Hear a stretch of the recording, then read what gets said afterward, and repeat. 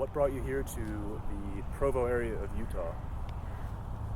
Honestly, God did. I needed to move forward. I needed an education. I needed something to do. And this was the place where God led me. This is the place I could progress next. So that's why I'm here. Well said. And what made you stay in the area? Was it community or family or education? A mix of all of those things, to be honest. A huge one is I'm close to temples that are right there. But yeah, this is where I still feel like I can progress and I can move forward and I can find hope. So yeah. Well said.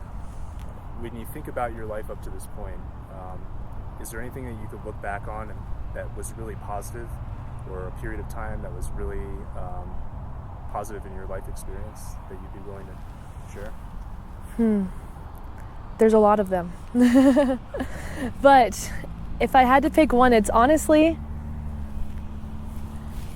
and it's funny because it's not necessarily what would you think would be a happy time, but when I first got to Provo, like within my first week here, I fell and I hit my head and I got from 8 feet up, huge concussion, and it threw off my heart actually. And so I've had a heart condition for the past year. But it has led to some incredible miracles and experiences of just nothing but joy in recognizing that there's joy in brokenness and there's joy in being healed and there's joy in having empathy to sit with others in pain too. And so that's been probably one of the most joyful parts about my experience is getting hurt and like hitting rock bottom and continually doing that. I'm not completely healed yet, but to be able to have empathy and to have hope and to seek people and to be led to different people where I can be there with them and we can help each other. Well, how do you think about those things? Do you wish maybe you could wave a wand and change them? Or I guess how do you view those times of life that are, just unfortunate or uncertain that you've experienced so far? I think it's always to say at first, it's easy to be like, why? Why me? Why is this happening? Why is this going on? But I've learned to be grateful for it.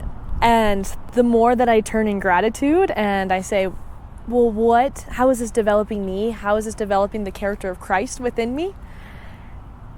It becomes something joyful. And so, I don't know, seeking the miracles in every moment, seeking the joy and the gratitude as we go throughout it, and recognizing the pain and being able to sit in that and then recognize that maybe I have this to help someone else, then that's what gets me through. What piece of advice would you give to that younger self?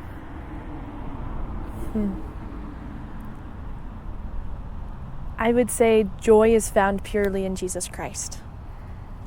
And so find ways to be with him.